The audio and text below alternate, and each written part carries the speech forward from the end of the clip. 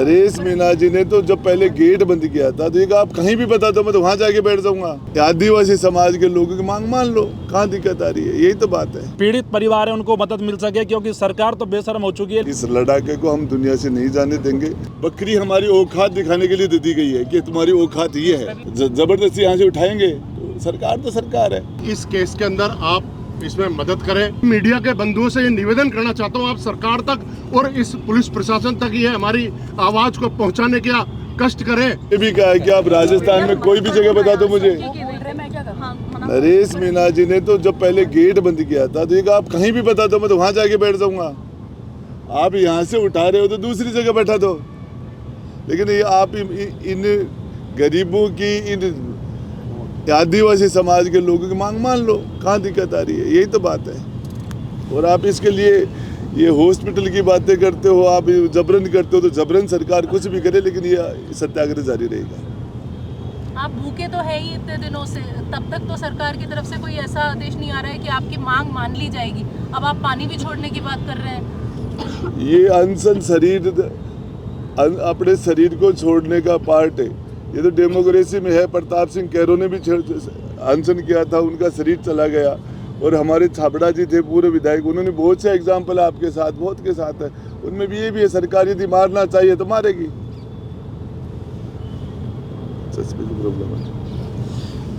झालावाड़ पीपलोदी हादसे में मृतक और घायल बच्चों के परिजनों की आर्थिक सहायता के लिए कल जो अकाउंट नंबर डाले थे वो बचत खाता होने के कारण से तुरंत बंद हो गया था। यूपीआई आईडी ब्लॉक हो गई है। आज नया खाता खुलवाया। जो भी साथी उन मासूम बच्चों के परिजनों की आर्थिक मदद करना चाहते हैं वो निम्न प्रकार से कर सकते हैं। अकाउंट नंबर गोकुल नारायण मीना और अकाउंट नंबर सारी डिटेल यहाँ है। मैं चाहूँगा कि मीडिया के साथी भी इस अकाउंट नंबर को तमाम लोगों तक पहुँचाने का काम करें। जो भी पीड़ित परिवार है उनको मदद मिल सके, क्योंकि सरकार तो बेशर्म हो चुकी है। लेकिन राजस्थान की जनता अगर चाहेगी तो जो 50 लाख की हम मांग कर रहे हैं, मेरे को लगता है कि 24 घंटे में 50 लाख का डोनेशन हम आराम से इकट्ठा कर सकते हैं। तो इसमें आप सबका सहयोग रहेगा तो जल्दी मांग पूरी होगी। अभी तक कितनी राशि इकट्ठी? अभी हमने गिनती नहीं की है, लेकिन हम नरेश मीना को, इस धरोहर को, हमारे इस आदमी को, इस लड़ाके को हम दुनिया से नहीं जाने देंगे।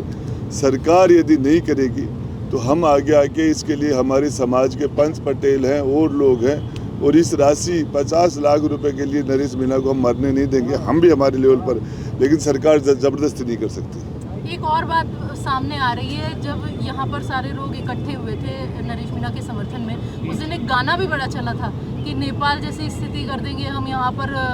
बिल्कुल देखिए, ये कोई नेपाल में किसी एक व्यक्ति ने वो स्थिति नहीं की थी। वो जैन जी जब जग गया था, खड़ा हो गया था, तो बांग्लादेश में किसने कर दी थी? कोई एक व्यक्ति है क्या? वो तो यूथ है, 17 से 27 के बीच का। जब ये यूथ खड़ा हो जाए तो कौन रोकेगा? आप रोकोगे, मैं रुकूंगा। लेकिन वो गाना यहाँ पर गा रहे थे। अब गा रहे हैं तो वो भी उनका वो है, मैं भी उसमें सहमत हूँ। आपकी तरफ से ये सब दावा किया जा रहा है कि पीड़ित परिवारों को सरकार ने सिर्फ बकरी दी, लेकिन सरकार ने ऑफिशियल नोटिफिकेशन जारी करके कहा है कि पीड़ित परिवारों को 12-12 लाख रुपए। मेरे भाई, आपको एक नहीं दो, आपको 50। हाँ, आपका साथ ही उन्होंने ये भी कहा है कि संविदा पर नौकरी भी दी गई है प्रत्येक पीड़ित परिवार को, और उन्होंने 1.5 करोड़ सरकार के स्कूल के नवनिर्माण के लिए दिए हैं, और टोटल 1 करोड़ 85 लाख रुपए दिए। मेरे भाई, मैं आपको बता, नहीं तो कोई घर से देता, और पैसे हमने तो गधे को भी 60,000 रुपए दिलाए हैं। और सरकारों के अंदर ये जो कंपनसेशन है, जो किसी की मदद करने की बात है, ये तो दुनिया भर के एग्जाम्पल है। 50-50 लाख लोगों को भी रुपए दिए गए हैं। इससे ज़्यादा 10, 20, 25 लाख रुपए हम हमारे झुंझुनू में, शेखावाटी में जब करते हैं एजिटेशन, तो 5 लाख रुपए तो कोई भी बिजली से सोर्स से ख़त्म हो जाता है, उसको 5 लाख रुपए मिलते हैं। एक्सीडेंट का है तो ये तो सारा प्रोसीजर है, उसमें सरकार कर दिया। आप करो, सरकार ने वो कर दिया। बात पकड़ी वो नहीं है, बकरी हमारी औकात दिखाने के लिए दे दी गई है कि तुम्हारी औकात ये है। बकरी सरकार की तरफ से दी गई। वीडियो सामने आया जिसमें बता रहा है कि स्थानीय लोगों द्वारा बकरियां। अब मैं आपको अखबार में ये भी दिला दूंगा, कलेक्टर ने इशू की थी वो बकरियां। दूसरी बात, करोड़ रुपए भी दिए हैं। प्लेन क्रेश जो हो गया उसके अंदर जो मृतकों को 1-1 करोड़ रुपए भी दिए हैं। तो सरकार ने वो भी सरकार ही ने तो किया है, तो दिला दो आप, 50 दिला दो। सरकार ने करोड़ पहले आपकी मांग 1-1 करोड़ की थी, फिर 50 लाख में कैसे आ गए आप? अब इस मामले के अंदर जो आप बता रहे हो कि ये सरकार ने कर दिया, ये काट लेना, इसमें ये कम कर देंगे आपके जो आपने मदद की है।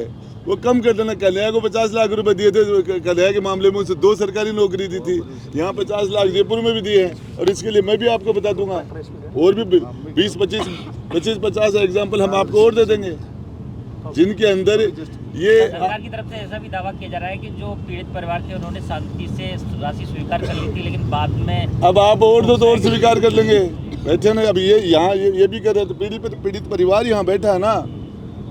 आपने पीड़ित परिवार को, तो पीड़ित परिवार यहाँ से क्यों आया?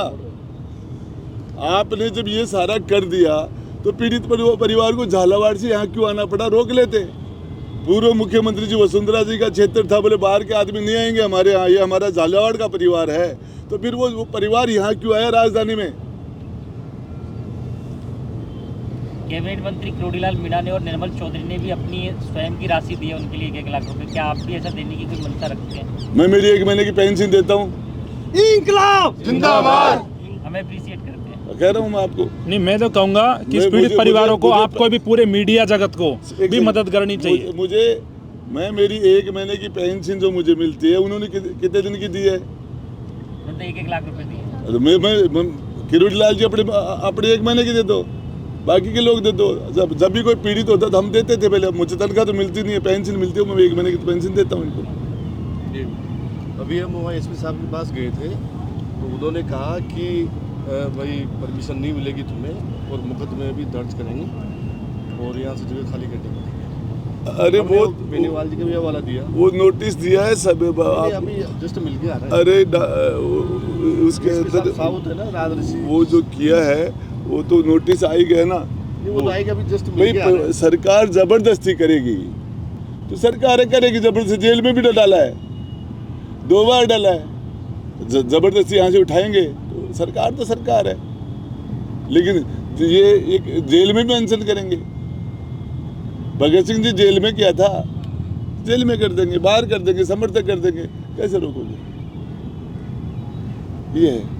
और आपके पास वो भी बता दो, झालावाड़ में उन्होंने कोई मदद की है? पता नहीं, वो झालावाड़ वालों ने की है, राजस्थान सरकार वालों ने की है। कोई भी खिलाड़ी ओलंपिक का मेडल लेके आता, दिल्ली वाले भी उसको देते हैं, राजस्थान उनकी स्टेट की सरकारें भी देती है, तो वहाँ वाले भी कर दो, यहाँ वाले भी कर दो। कहाँ दिक्कत आ रही है?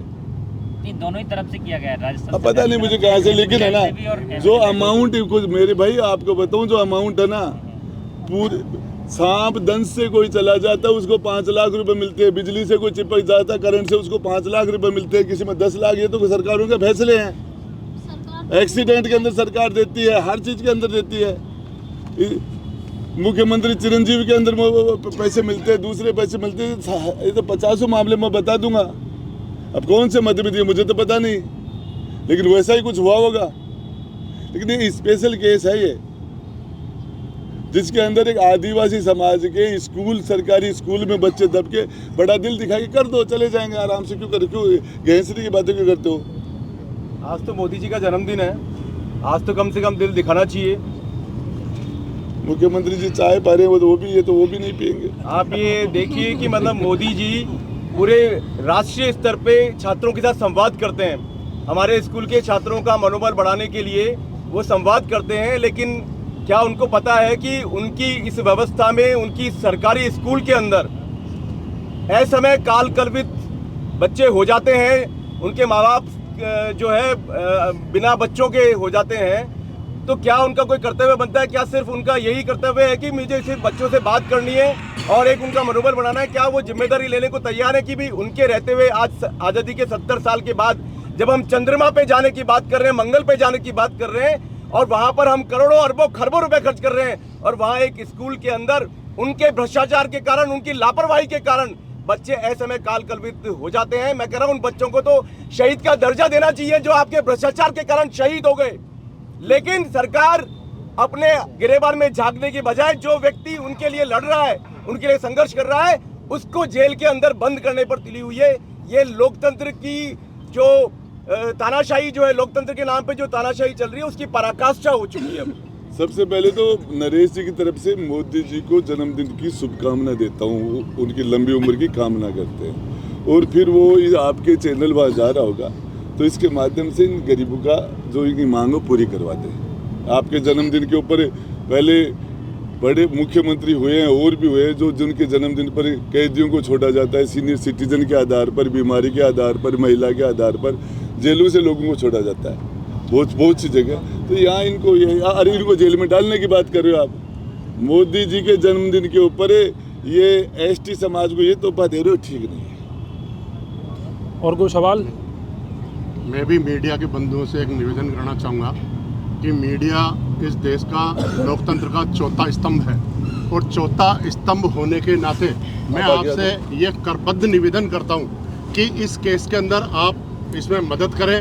आप अच्छी तरह से जानते हैं कि आज वर्तमान समय में सरकारी स्कूलों के अंदर ज़्यादातर शेड्यूल कास्ट, शेड्यूल ट्राइब और इस देश के हर समाज के अंतिम पंक्ति में बैठे हुए व्यक्ति, आदिवासी, गरीब लोग पढ़ते हैं और सिस्टम की लापरवाही के कारण जो बच्चे मरे हैं वो सिस्टम की लापरवाही के कारण उनकी अकाल मृत्यु हुई है।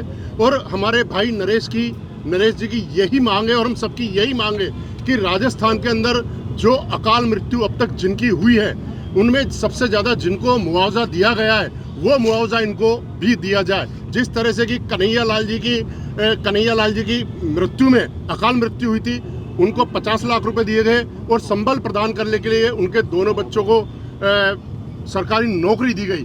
दूसरा उदाहरण मैं यहाँ पर रामगंज का भी आपको बताना चाहूँगा कि कुछ समय पहले आप सब मीडिया बंधुओं को पता है कि वहाँ पर हुई दुर्घटना के अंदर और घटना के अंदर वहाँ पर 50 लाख रुपए दिए गए थे और संबल प्रदान करने के लिए सरस दूध की डेयरी प्रदान की गई थी।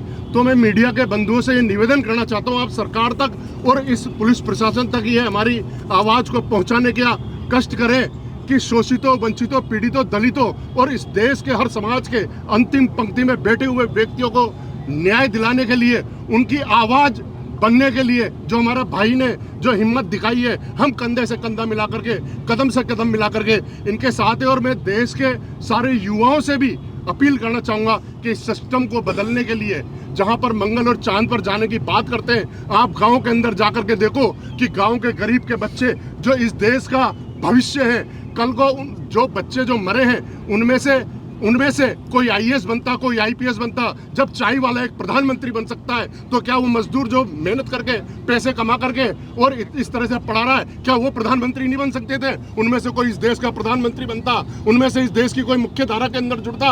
क्या वो दलित है या एससी, एसटी, ओबीसी और इस समाज के अंतिम पंक्ति में बैठे हुए व्यक्तियों के बच्चे हैं, तो उनसे क्या हम कुटाराघात करेंगे? उनको क्या हम न्याय संगत उनके साथ में हम न्याय नहीं करेंगे? पूर्व में ऐसे उदाहरण हैं जिनकी अकाल मृत्यु हुई है, 50 लाख रुपए हमने उनको दिए, उनके घर परिवार को चलाने के लिए उनको नौकरियां दी है, किसी को हमने सरस दूध की डेयरी दी गई है। यहाँ पर एक मानसिकता दर्शाते हुए बकरियां चराने के लिए दिए। मैं आपको यह बताना चाहूँगा, मैं वहाँ पर 3 दिन में उन बच्चों के 3 दिन में गया था। ये परिवार यहाँ पर बैठा हुआ है, मेरे खुद के वहाँ पर आंसू आ गए। अभी भी ये रुमालियाँ मेरी खड़ी हो गई है उस घटना को, उस दृश्य को देख करके। वो जो माँ बाप थे जिसके 2 बच्चे थे, आप यहाँ पर परिवार नियोजन का हमारे 2 का पूरा वो परिवार था, जो एक बेटा था, एक बेटी थी, दोनों अकाल मृत्यु मर गए। उनके पिताजी छोटू लाल जी रो करके बता रहे थे कि एक बच्चा मेरे इधर सोता था, एक बच्चा मेरे इधर सोता था। जब पैसे मांगते 10 रुपये रोज गेहूँ बेच करके उसको मैं दिया करता था। किस तरह से वो लोग पढ़ा रहे थे, किस तरह से वो इस देश की मुख्य धारा में जोड़ने का प्रयत्न कर रहे थे। और अगर गरीबों की और शोषितों की, वंचितों की, पीड़ितों की, इस देश के गरीबों की आवाज उठाने का दंड अगर सरकार जेल देती है तो इस देश के युवा, ये भाई नरेश के साथी, सब भाई नरेश के साथ में जेल जाने को भी तैयार है। नरेश जिंदाबाद।